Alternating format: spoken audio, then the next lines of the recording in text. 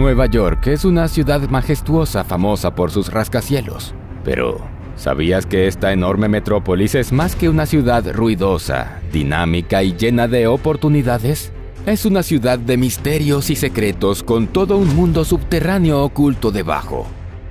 Para echar un buen vistazo, hagamos un recorrido por la Nueva York subterránea. Verás millones de cables y cientos de miles de conductos. Verás el sistema de alcantarillado y el sistema de suministro de agua. Cada uno 3 veces la longitud del río Hudson. Pero hay mucho más. ¿Qué pasajes secretos hay? ¿Y quién vive en este inframundo? Bajo Nueva York se encuentra una vasta infraestructura y maravillas arqueológicas. Comenzaremos nuestro recorrido en las capas más cercanas a la superficie. Agarra tus linternas. Estamos a punto de comenzar un fascinante viaje llamado ¿Qué hay debajo de Nueva York? No olvides darle like a este video y suscribirte al canal para no perderte nuestros nuevos videos.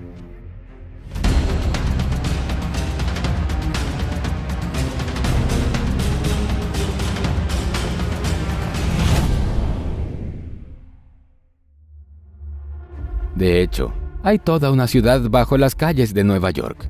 Pero la mayoría de los residentes de la ciudad superior no piensan en ello hasta que sucede algo extraordinario. Vamos a cortar este pastel de capas interminables tan profundo como el edificio Chrysler y explorarlo pulgada a pulgada. En la parte superior hay una capa de asfalto de 8 centímetros o 3 pulgadas, seguida por casi 25 centímetros o 10 pulgadas de concreto áspero. Debajo de esto se encuentra la capa de suelo, a través de otros 2,5 a 8 centímetros o 0,8 a 3 pulgadas hay cables telefónicos y eléctricos, alumbrado público y alarmas contra incendios, así como televisión por cable. Más abajo, a unos 30 centímetros, aproximadamente un pie, podemos ver tuberías de gas. Más profundo aún, a 1.2 metros, aproximadamente 4 pies, corre el suministro de agua. Aquí, echemos un vistazo más de cerca a una de las fuentes de agua.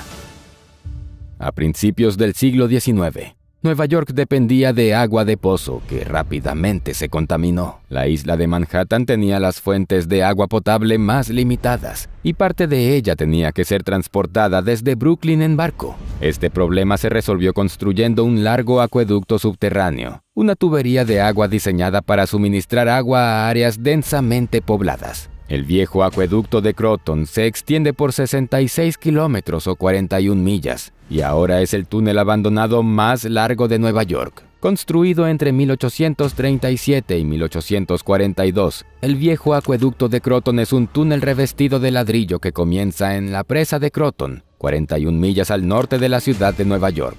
Descendía hacia la ciudad, atravesando el Bronx y llegando a Manhattan, donde terminaba en un depósito ubicado entre las calles 42 y 40, de la Quinta a la Sexta Avenida. Sin embargo, a medida que la demanda de agua crecía, se decidió construir un nuevo acueducto. El nuevo acueducto de Croton originalmente contemplaba al viejo acueducto de Croton y se construyó casi paralelo a él. Se inauguró en 1890, mientras que el antiguo permaneció en servicio hasta 1955. Hoy en día, el extremo norte del viejo acueducto suministra agua a Ossining, mientras que una gran sección que atraviesa el Bronx permanece completamente abandonada. Y la sección sellada de Manhattan, por lo que saben los entusiastas locales, no ha sido inspeccionada desde 2008. Regresemos de nuestro recorrido por los acueductos a otras capas de la Nueva York subterránea. Después de las tuberías de agua, se encuentran las tuberías de vapor ubicadas a 1,8 metros o 6 pies bajo tierra. Curiosamente, estas tuberías están cubiertas con asbesto dañino, un material ampliamente utilizado en el siglo XX para la construcción y el aislamiento de tuberías. Sin embargo, más tarde se descubrió que el asbesto representa riesgos significativos para la salud, causando enfermedades respiratorias e incluso cáncer. Como resultado, el uso de asbesto para aislamiento se ha eliminado gradualmente, pero de los 156 kilómetros o 103 millas de tuberías de vapor en la calle 96 de Manhattan, aproximadamente el 90% todavía están recubiertas con fibra cancerígena. Otra preocupación es que reemplazarlas por completo podría liberar aún más asbesto al aire. Por lo tanto, actualmente las tuberías de asbesto se reemplazan solo después de accidentes o como parte del mantenimiento. Debajo de la ciudad de Nueva York no solo yace una red física, sino también un peligro latente para la salud de sus residentes. Sin embargo, más profundo se encuentra una estructura aún más inesperada. También son tuberías, pero tienen un aspecto algo extraño. Ni el agua limpia ni las residuales fluyen a través de ellas. Tampoco se utilizan para cables. ¿Para qué sirven? La respuesta sorprenderá a muchos. Alguna vez se utilizaron para servicios postales. Centrémonos en ello ahora. Este es el correo neumático, que también está ubicado solo a 1.8 metros o 6 pies bajo tierra. ¿Es la primera vez que oyes hablar de él? Sin embargo, en realidad funcionó durante bastante tiempo y no en cualquier lugar, sino cerca de Nueva York. El correo neumático surgió como una parte integral de la infraestructura urbana a mediados del siglo XX en Londres, luego en Manchester y otras ciudades británicas, seguidas por París. En los Estados Unidos apareció por primera vez en Filadelfia en 1893 y luego llegó a Nueva York en 1897. ¿Cómo era? Imagina 43 kilómetros o 27 millas de tuberías enterradas a 1.2 a 1.8 metros o 4 a 6 pies debajo de las calles de la ciudad, conectando 23 oficinas de correos, contenedores de cápsulas con cartas, es decir, cilindros de acero que pesaban 11 kilogramos o 25 libras cada uno, y medían 53 o 61 centímetros, o 21 o 24 pulgadas de largo. Recorrían estas tuberías a una velocidad de 56 kilómetros por hora, o 35 millas por hora. Su diámetro era de 18 o 20 centímetros, o 7 u 8 pulgadas, respectivamente. El compresor bombeaba aire en la tubería, lo que empujaba las cápsulas a su destino. Por fuera estaban marcadas con su destino final, pero todas tenían que pasar por cada estación a lo largo del camino. Si la cápsula estaba destinada a otra estación, se enviaba de vuelta a la tubería para continuar su viaje. Cada cápsula podía contener hasta 600 cartas. En su apogeo, el sistema entregaba 95,000 cartas por día, representando el 30% de todo el correo de la ciudad. ¿Qué beneficios tenía? El correo llegaba en cualquier momento y con cualquier clima, independientemente del tráfico regular. Parecía tan prometedor que incluso hubo sueños de equipar cada apartamento con correo neumático. A finales del siglo XIX y principios del siglo XX, incluso hubo propuestas para extender las tuberías de correo neumático a través del Atlántico, conectando América y Europa. Los operadores del sistema eran conocidos como Rocketeers. Un veterano del servicio postal recuerda que los contenedores salían de las tuberías aproximadamente una vez por minuto y estaban ligeramente tibios y lubricados. Pero vale la pena señalar que no todas las cartas se enviaban de esta manera. En primer lugar, la correspondencia de primera clase viajaba bajo tierra. Las cartas regulares se enviaban a la antigua, en vagones traccionados por caballos. Por cierto, el sistema no fue creado por las autoridades gubernamentales, sino por empresas privadas pagadas por la ciudad.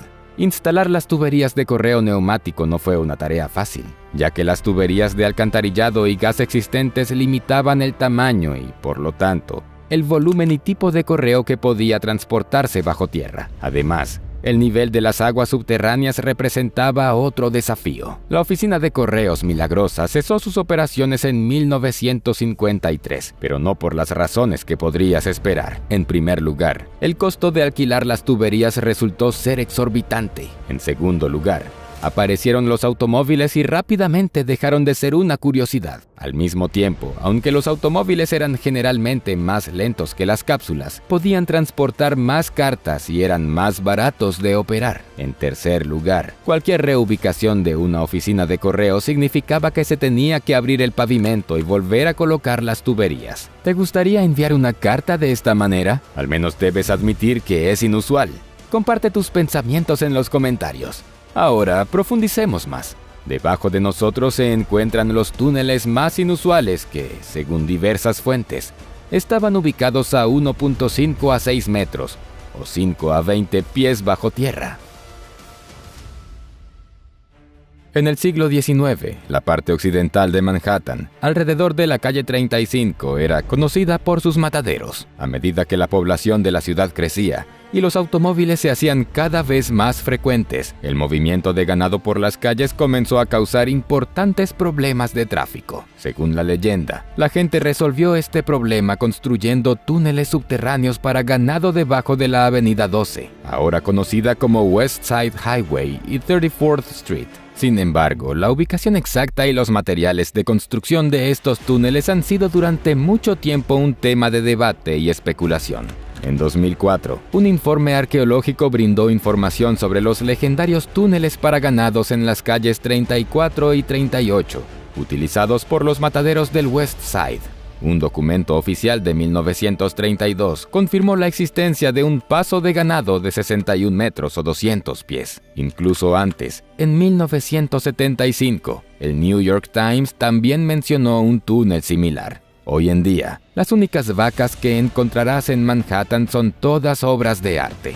A continuación exploraremos otro túnel que ciertamente existe, sin lugar a dudas. Se encuentra a solo 5 metros o 17 pies bajo tierra. Primero, profundicemos en un poco de contexto histórico. Es bien sabido que el primer sistema de metro del mundo se inauguró en Londres en 1863. ¿Pero sabías que Nueva York podría tener un derecho legítimo a este título? La Asociación de Ferrocarriles Históricos de Brooklyn afirma que el primer túnel ferroviario subterráneo del mundo se construyó en 1844 y se extiende debajo del Atlantic Avenue, desde Vaughan Place hasta Columbia Street. Al principio no se trataba de una construcción subterránea.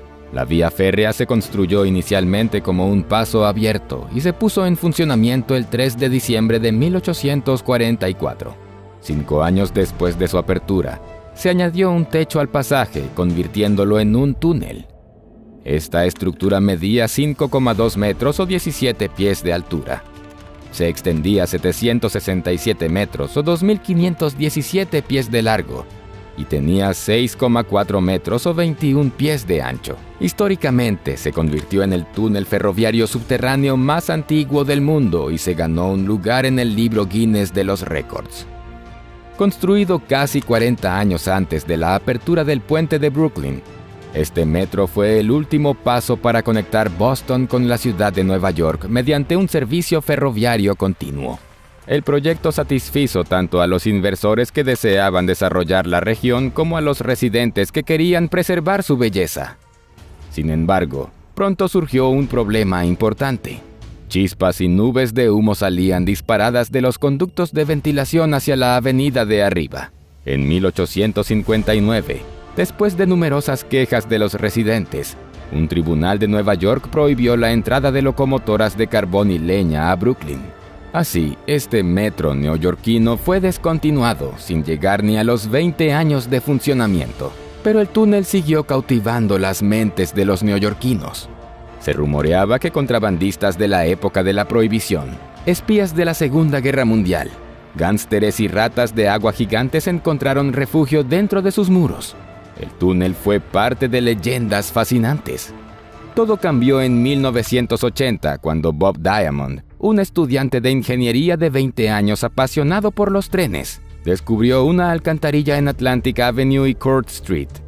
Se aventuró a arrastrarse 21 metros o 70 pies bajo tierra a través de una sección enterrada del túnel, de menos de 0,6 metros o menos de 2 pies de altura, y encontró una pared que cubría la parte principal del túnel. Luego, con la ayuda de un equipo de ingenieros de Brooklyn Union Gas Company, atravesó un enorme tabique de hormigón.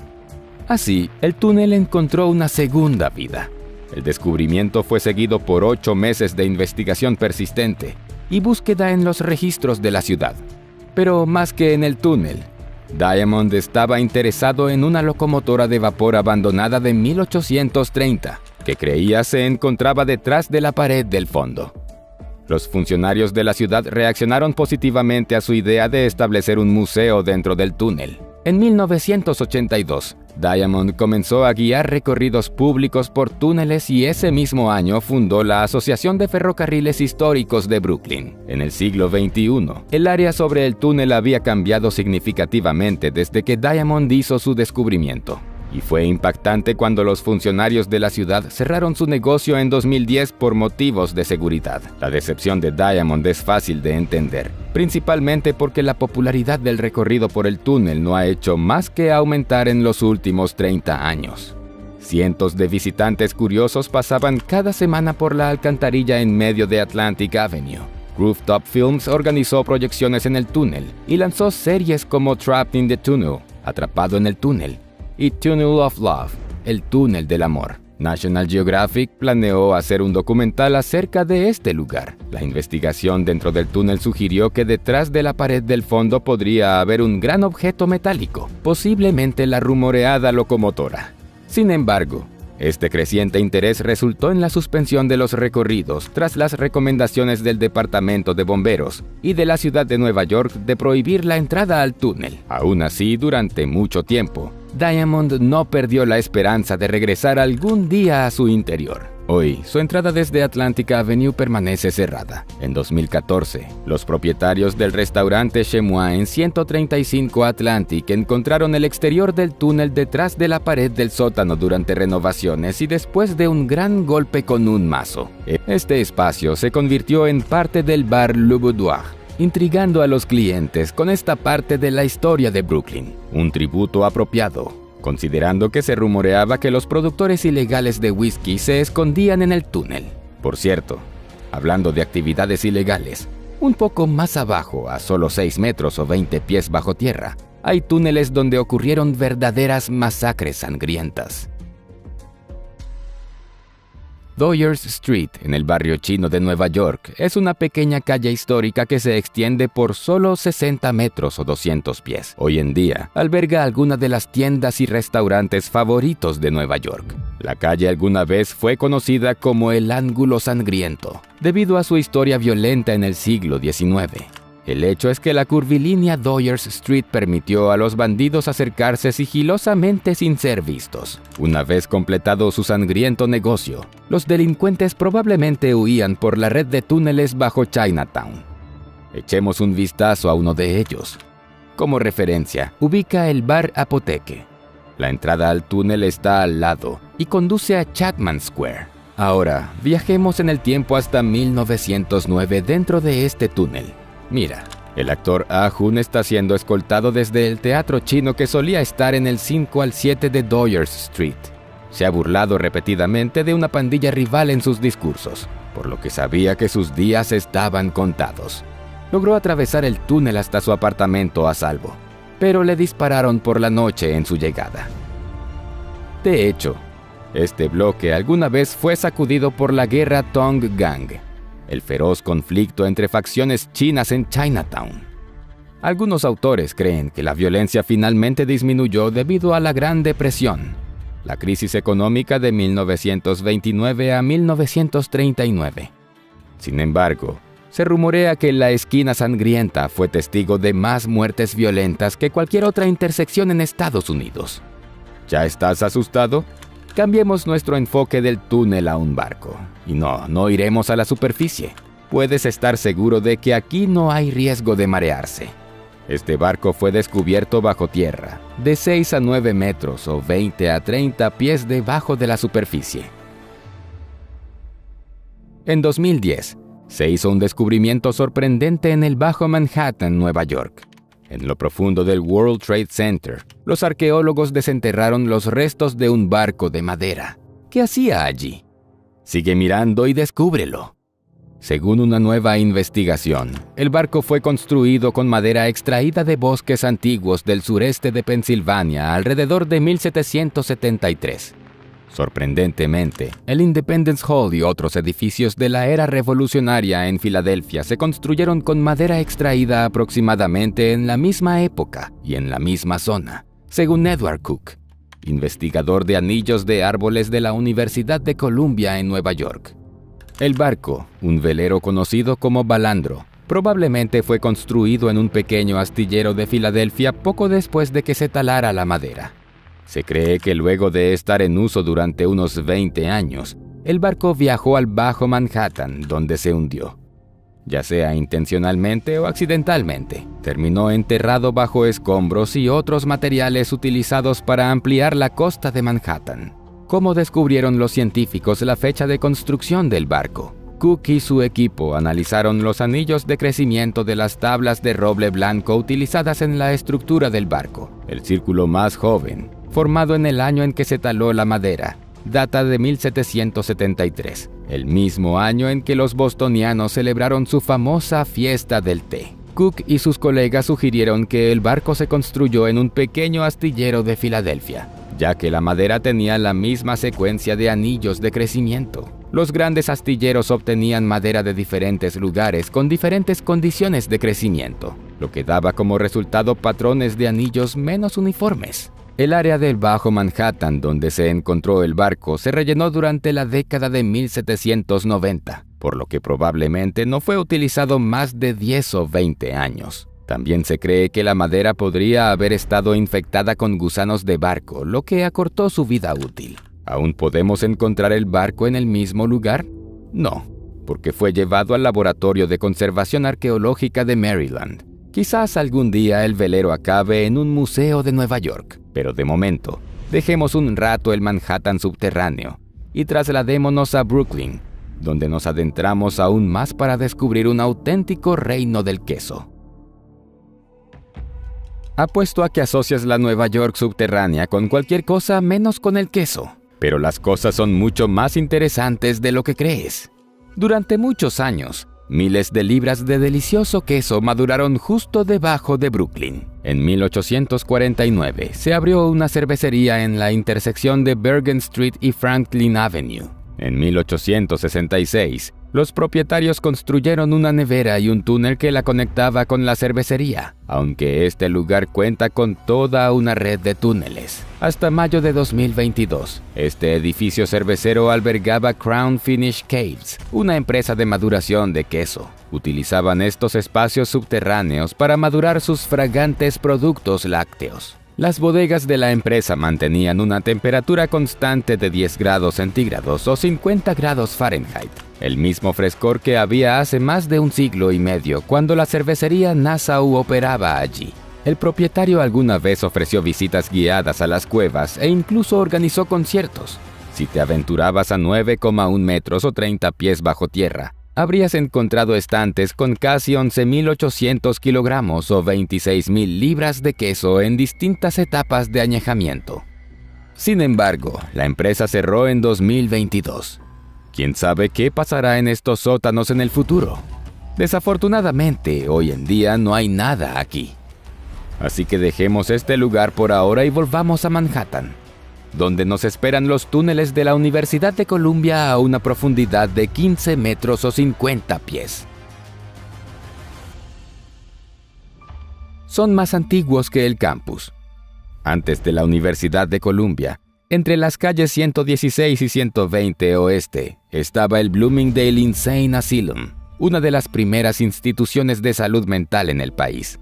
Según los informes, el personal utilizó el sistema de túneles debajo para trasladar a los pacientes entre edificios. Cuando la Universidad de Columbia adquirió la propiedad en la década de 1890, demolió la mayor parte del asilo, excepto la oficina administrativa y los túneles. A medida que la universidad se fue expandiendo con los años, también lo hicieron los túneles, que fueron reutilizados para proporcionar calefacción y refrigeración a nuevos edificios. A principios del siglo XX, estos túneles conectaban casi todo el campus y se convirtieron en pasadizos populares. Durante el Proyecto Manhattan, es decir, el programa estadounidense para desarrollar armas nucleares de 1942 a 1946, los científicos de Columbia utilizaron los túneles para transportar materiales radiactivos entre edificios. También se utilizaron para transportar suministros durante las protestas estudiantiles. A lo largo de las décadas, el interés de los estudiantes por los túneles ha aumentado espectacularmente. El juego de capturar la bandera, donde los equipos tienen que capturar la bandera del enemigo, se convirtió en una moda a principios de la década de 2000 y se extendió a los túneles.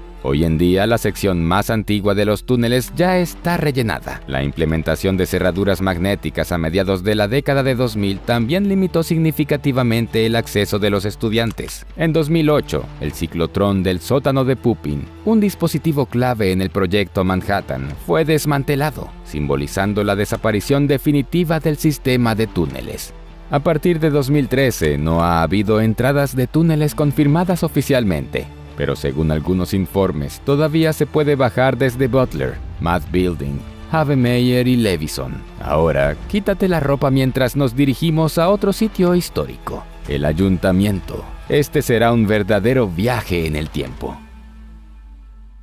No te preocupes, no te arrestarán por invasión de propiedad privada. Aquí tienes tu entrada. Se agotan muy rápido, así que tienes suerte. Ahora estamos retrocediendo a la Nueva York de principios del siglo XX. La estación de metro debajo del ayuntamiento en el Bajo Manhattan se inauguró en 1904, cerró en 1945 y desde entonces se ha vuelto popular entre los exploradores urbanos. ¿Recuerdas cuando dijimos que el primer metro se construyó en 1844 bajo Atlantic Avenue? El segundo sistema de transporte público subterráneo fue diseñado en 1870 por el inventor, editor y abogado Alfred Ely Beach. Lo llamó tránsito neumático de Beach. De hecho, Beach construyó otro prototipo del metro. Le llevó 58 días y $350,000 de su propio dinero, alrededor de $6,2 millones actuales, construir el túnel. Los primeros pasajeros fueron personas lo suficientemente valientes como para recorrer esta ruta inusual y lo suficientemente ricas como para pagar 25 céntimos, 5 veces lo que costaría el futuro metro. El prototipo de Beach fue un éxito y demostró que el transporte subterráneo no solo era posible, sino que podía ser popular. El inventor perdió sus fondos durante la recesión de 1873 y el túnel quedó sellado y olvidado hasta 1912. Luego fue desenterrado accidentalmente por los trabajadores que construían la línea R. El túnel y el vagón fueron destruidos. Mientras tanto, la gente seguía dependiendo de los trenes y se descubrieron métodos de construcción de vías férreas más sofisticadas. El primer ferrocarril elevado se inauguró en Nueva York en 1868, pero la tormenta de nieve de 1888 expuso sus defectos. Casi 0,6 metros o 2 pies de nieve enterraron la ciudad desprevenida, atrapando a 15,000 neoyorquinos en trenes elevados, algunos durante hasta 24 horas. Quedó claro que necesitaban un transporte subterráneo adecuado, ya que era más fiable y seguro. En 1900, la empresa privada Interborough Rapid Transit Company, IRT, comenzó a construir otra estación de metro y la completó en 1904. El día de su inauguración, 150,000 personas pasaron por la antigua estación del ayuntamiento, en la que se alojaban trenes de 5 vagones. Más tarde, el Museo del Tránsito de Nueva York la nombró Joya de la Corona, diseñada por los renombrados arquitectos Heinz y Lafarge. La estación contaba con lámparas de latón, candelabros de hierro forjado y 3 tragaluces, adornados con azulejos de guastavino que la diferenciaban de otras estaciones. En el primer viaje, un grupo de dignatarios encabezados por el alcalde George McClellan recorrió 14,6 kilómetros o 9,1 millas a través de 28 estaciones. Las entradas se vendieron en taquilla a 5 céntimos, tarifa que se mantuvo sin cambios hasta 1948 cuando se elevó a 10 céntimos. Sin embargo, el primer viaje fue demasiado para algunas personas. Compraron billetes pero nunca subieron al tren. Simplemente se pararon en la plataforma y se maravillaron ante el milagro de la ingeniería moderna. Pero la estación no estuvo exenta de problemas. Las estrechas condiciones y los espacios abarrotados pronto atrajeron a los delincuentes. De hecho, la estación no había estado abierta ni siquiera durante 15 minutos cuando alguien ya había sido asaltado. A pesar de estos desafíos, los beneficios superaron con creces los inconvenientes. 1 millón de pasajeros utilizaron la estación solo en su primera semana. Con el tiempo, a medida que la cercana estación del puente de Brooklyn se hizo más popular, el tráfico de pasajeros en la estación City Hall comenzó a disminuir. En el último año de funcionamiento, solo 600 personas al día pasaban bajo los arcos finamente decorados de la estación. La estación se cerró definitivamente en 1945, pero todavía se considera una parte activa del sistema de metro. El tren número 6 da vuelta aquí aproximadamente una vez cada 8 minutos. Hay 472 estaciones de metro en Nueva York. Los túneles varían en profundidad, pero suelen estar de 9 a 36 metros o 30 a 120 pies por debajo del nivel de la calle. Y la estación más profunda de Nueva York, en la calle 191, está a 53 metros o 173 pies bajo tierra. ¿Hay algo más profundo que esto? De hecho, lo hay. Por ejemplo, las tuberías de alcantarillado suelen encontrarse a profundidades que van desde varias decenas de centímetros, decenas de pulgadas, como se ve a lo largo de la línea de la avenida Lexington, hasta profundidades de 18 pisos más abajo, como en la avenida St. Nicholas. Más abajo, en los confines más remotos del subsuelo, a profundidades de 60 a 243 metros o 200 a 800 pies, se encuentran 3 túneles de agua críticos. Estos túneles son parte integral del sistema de suministro de agua de Nueva York, uno de los más grandes y complejos del mundo. Túnel número 1, inaugurado en 1917, es el más antiguo de los 3 y se extiende por más de 112 kilómetros o 70 millas. Durante muchas décadas fue el principal suministro de agua de la ciudad. Fluye desde embalses del norte del estado a través del Bronx, Manhattan y Queens, lo que garantiza un suministro constante de agua.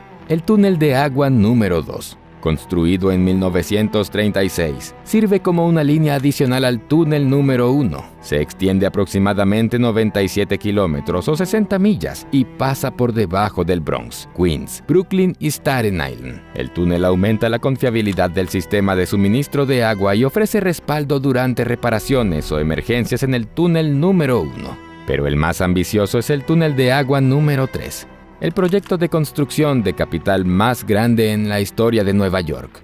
Una vez finalizado, superará los 97 kilómetros o 60 millas de longitud. El proyecto 3 está diseñado para proporcionar a la ciudad un tercer vínculo crítico con el suministro de agua de la ciudad, permitiendo el cierre y mantenimiento por primera vez de los túneles 1 y 2. La construcción comenzó en 1970 y algunas partes del túnel han estado operativas desde 1998 y 2013. Los tramos restantes estarán terminados en 2032. Esto significa que la construcción del túnel habrá durado más de 50 años. Ahora es el momento de acercarse a la superficie. Hay algunos sitios legendarios más que debamos explorar. Nuestro viaje nos llevará a través de edificios y parques populares de Nueva York, o más precisamente, lo que hay debajo de ellos. El primero en nuestra lista son las catatumbas de la Basílica de la Catedral Vieja de San Patricio. Fue en esta basílica donde Francis Ford Coppola filmó la escena del bautismo en El Padrino. Vayamos por las escaleras hasta donde comienzan las catatumbas. Estas son las únicas catatumbas católicas en Manhattan y también actúan como un cementerio subterráneo. A diferencia de las antiguas catatumbas de París y Roma, aquí no encontrarás huesos dispersos. En cambio, mientras caminas por el pasillo de la cripta de 37 metros o 120 pies de largo, con poca luz, conocerás a los personajes famosos enterrados aquí. Tomemos, por ejemplo, el lugar de descanso final del general Thomas Eckert, un confidente de Abraham Lincoln. Las paredes aquí fueron azulejadas por el ingeniero y constructor Rafael Guastavino, famoso por su trabajo en la estación Grand Central. También hay lámparas originales de Thomas Edison. Sorprendentemente, estas catatumbas permanecen activas en el siglo XXI y ofrecen nichos de cremación a la venta. Hasta la fecha, se han cubierto más de 350 nichos y se están construyendo y vendiendo cientos más por orden de llegada. El precio oscila entre $10,000 y $15,000. Después de explorar este impresionante lugar, es hora de continuar hacia el acertadamente llamado Túnel de la Libertad, ubicado debajo de Riverside Park. Ha sido durante mucho tiempo una parte integral de Nueva York. Este túnel es propiedad de la empresa ferroviaria Amtrak. Su entrada está a solo 5 minutos a pie desde la calle 125 y termina en una barrera similar a una valla. El túnel se extiende aproximadamente 4,2 kilómetros o 2,6 millas desde las calles 72 a 124, pero no recomendamos intentar entrar a él, porque, como dijimos antes, es propiedad privada. El túnel fue construido en la década de 1930 por Robert Moses. A lo largo de 50 años, fue cerrado y reabierto varias veces, dando servicio a trenes de mercancías. En 1980 se cerró definitivamente. No se utilizó para el fin previsto durante 11 años. Durante este tiempo, el túnel se convirtió en una auténtica galería de arte. El caso es que era el favorito de los grafiteros. En las décadas de 1980 y 1990, había una ciudad de tiendas de campañas en el extremo sur del túnel con electricidad ilegal y cientos, tal vez miles, de residentes. Se los conocía como gente topo y vivían en un túnel, tratando de evitar las calles plagadas de crimen de Nueva York en los años 1980. Algunos dicen que la ciudad y la policía les permitieron estar allí, creyendo que era más seguro que vagar por las calles. El nombre del túnel está en parte relacionado con estas personas. Después de todo, buscaban refugio y la libertad de vivir sin alquiler ni supervisión de las autoridades. En 1991, el túnel se reabrió a los trenes cuando Amtrak lo compró, generando un desalojo masivo. El barrio pobre fue arrasado y las personas sin hogar se vieron obligadas a abandonar la zona. Sin embargo, los grafiteros y exploradores urbanos continuaron visitando el túnel. En la década de 2000, ocasionalmente fueron capturados y retirados por el Departamento de Policía de Amtrak. A finales de 2009, la empresa inició un proyecto para volver a pintar el túnel, con el objetivo de devolverle su aspecto original. Como resultado, muchos murales desaparecieron, incluido el central, dedicado a los antiguos habitantes del túnel. Por alguna razón el trabajo no se completó y hoy las paredes recién pintadas están nuevamente adornadas con nuevas capas de graffiti. Echa un último vistazo a estas obras de arte antes de pasar al siguiente destino misterioso: la Vía 61. Esta es una vía de almacenamiento adyacente a una plataforma de tren privada en el ferrocarril Metro North en Manhattan. La plataforma es parte del complejo Grand Central Station y está ubicada debajo del moderno y exclusivo Hotel Waldorf Astoria. Las vías 61 y 63 en Grand Central Terminal se construyeron originalmente para transportar carga y sirvieron como muelles de carga para la planta de energía de vapor de 49th Street. Cuando el Hotel Waldorf Astoria adquirió el terreno sobre estas vías en 1929, también tomó posesión de la vía de abajo. La obsoleta central eléctrica de vapor fue demolida junto con otros edificios del lugar. Ese mismo año, el New York Times informó que debajo del hotel habría una entrada de ferrocarril privada para huéspedes con vagones de ferrocarril privados. La primera persona que utilizó esta estación privada fue el general John Pershing en 1938. Según The New York Times, llegó en un vagón de ferrocarril especial, que fue dirigido a una rampa debajo del hotel. Desde allí, Pershing accedió a un ascensor que conducía al hotel. El ejemplo del general Pershing muestra que los huéspedes del hotel utilizaron la ruta secreta para entrar al hotel sin ser detectados. Pero mayormente la Vía 61 se asocia con el presidente Roosevelt, quien la utilizó en 1944.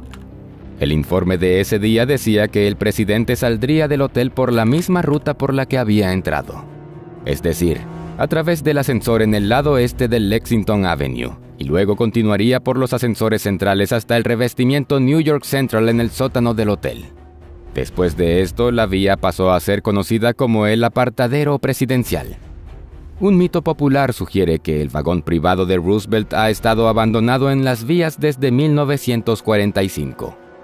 Cuenta la leyenda que el presidente conducía su limusina Pierce Arrow a prueba de balas directamente hacia su vagón personal, que luego era transportado a la Vía 61. Una vez bajo el Hotel Waldorf Astoria, el vehículo salía del vagón hacia la plataforma y era llevado en ascensor directamente al hotel. Estas medidas se tomaron para ocultar los síntomas de la polio de Roosevelt. Sin embargo, un artículo de 2012 en la revista Trains aclaró que el Hotel Waldorf Astoria sí contaba con un ascensor para automóviles. Este ascensor daba servicio al sótano, la planta baja y los 3 primeros pisos. pero no estaba conectado con el ferrocarril. Se utilizaba principalmente para transportar autos al salón de eventos. Pero en el siglo XXI, el mito sobre el carruaje del presidente abandonado quedó desacreditado. Resultó ser simplemente un depósito de equipaje, y colocar allí la limusina Pierce Arrow habría sido un desafío. El auto se exhibe ahora en el Museo del Ferrocarril de Danbury.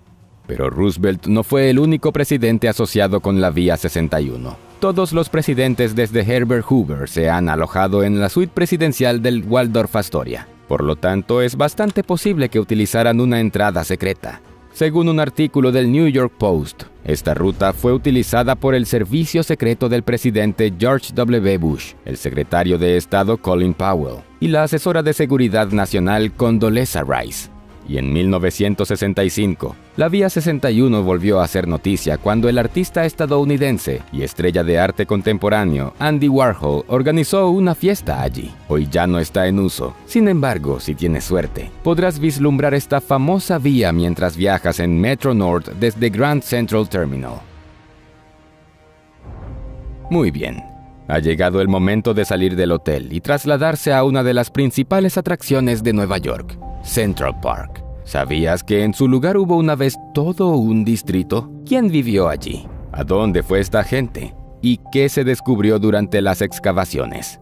Antes de la creación de Central Park, el pueblo de Seneca, principalmente una comunidad afroamericana, ocupaba el área desde West 82nd hasta West 89th Street.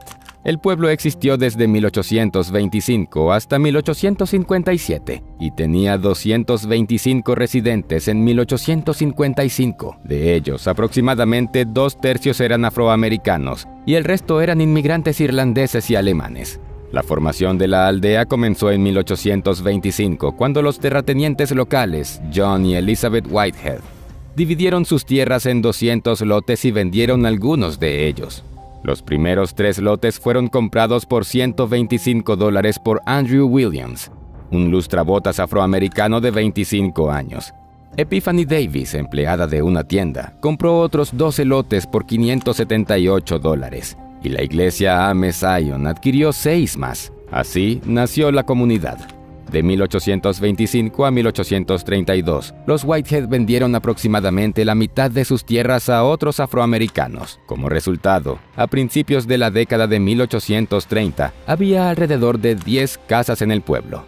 A mediados de la década de 1850, se había ampliado a 50 casas. En su apogeo, el pueblo tenía 3 iglesias, 2 escuelas y 3 cementerios. A mediados del siglo XIX, muchos neoyorquinos percibían a quienes vivían en Seneca Village como gente pobre que vivía en chozas, sin saber que muchos de ellos eran terratenientes. Los residentes, principalmente afroamericanos, trabajaban como obreros o en diversos servicios. Además, la mayoría de sus hijos asistían a la escuela.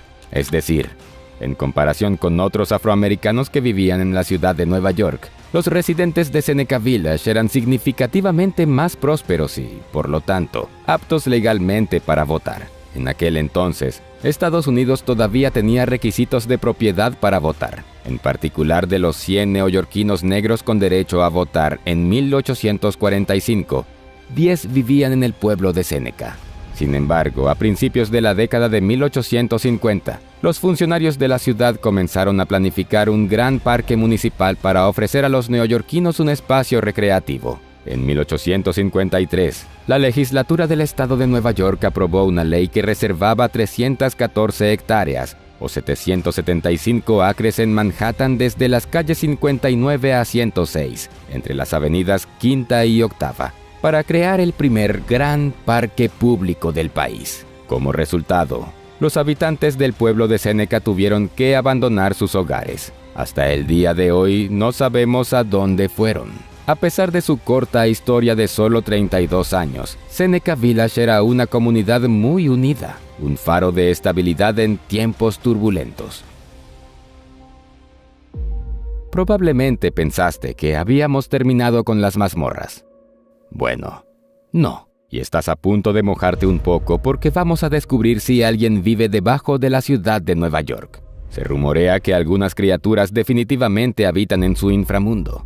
Y no estamos hablando de ratas comunes y corrientes, sino de caimanes. Las historias sobre estas criaturas que viven en las alcantarillas son en su mayoría ficticias y se remontan a finales de los años 1920 y principios de los 1930. El New York Times informa que la ciudad rescata alrededor de 100 caimanes al año. ¿Los rescata de qué? Bueno, de la gente. Algunos son confiscados en hogares donde se mantienen como mascotas ilegales. Curiosamente, en los Estados Unidos se puede comprar legalmente un caimán por internet si se tiene el permiso, siempre y cuando sea pequeño. Sin embargo, algunas personas poco conscientes mantienen a estos reptiles en casa de forma ilegal, convirtiendo a menudo sus vidas en una tortura. Por supuesto, algunos de ellos intentan escapar, aunque estos fugitivos pueden sobrevivir poco tiempo en las alcantarillas de Nueva York. No duran mucho allí por razones obvias, las bajas temperaturas y las bacterias en las aguas residuales. Los equipos de mantenimiento de alcantarillas confirman que no hay ninguna población de caimanes subterráneos. Sin embargo, la historia del caimán de alcantarilla fue muy popular en la década de 1930. Evolucionó a lo largo de varias décadas y se convirtió en otra leyenda urbana. Algunos incluso creen que se trata de un engaño creado por Teddy May, quien era el comisionado de alcantarillado en ese momento. Sus entrevistas sentaron las bases para los primeros relatos publicados sobre estos reptiles en los túneles. Este tema cautivó a los neoyorquinos hasta tal punto que incluso establecieron un día especial, el 9 de febrero. Que en Manhattan se conoce como el Día de los Caimanes en las Alcantarillas. ¿Esta historia es totalmente inventada? ¿Cómo pudieron realmente los caimanes meterse en la alcantarilla? A mediados del siglo XX, las tiendas de regalos de Florida vendían crías de caimanes vivas en pequeños acuarios. Los turistas de Nueva York, encantados con estas diminutas criaturas, a menudo las traían a casa. Sin embargo, a medida que los caimanes crecían y comenzaban a causar problemas, algunos daños crueles, arrojaban a estos animales por el inodoro, o, según May, comisionado de alcantarillado, no al baño, sino a las alcantarillas pluviales. Algunas versiones van más allá y afirman que, después de pasar tanto tiempo en estas condiciones y en completa oscuridad, los caimanes crecieron ciegos y perdieron su pigmento, volviéndose albinos. Este tema ha cautivado a los escritores. En todo tipo de ficción, los personajes suelen soltar animales a la calle o tirarlos por el desagüe. Y la película de 1980, Alligator, presenta a un caimán mutante gigante, víctima de desechos químicos tóxicos. Recientemente, algunos incidentes de la vida real han demostrado que tales leyendas no siempre son mitos. En 2010, la policía de Nueva York atrapó una cría de caimán de 0,6 metros o 2 pies de largo en una alcantarilla en Queens. Por cierto, cosas tan asombrosas suceden no solo en Nueva York. En 2017, se vieron caimanes en las alcantarillas de Florida. Incluso más recientemente, en 2023, trabajadores de Florida encontraron un reptil de 1,5 metros o 5 pies en una boca de tormenta. Pero es hora de que volvamos a la superficie. Apuesto a que ahora ves la ciudad de los rascacielos con otros ojos.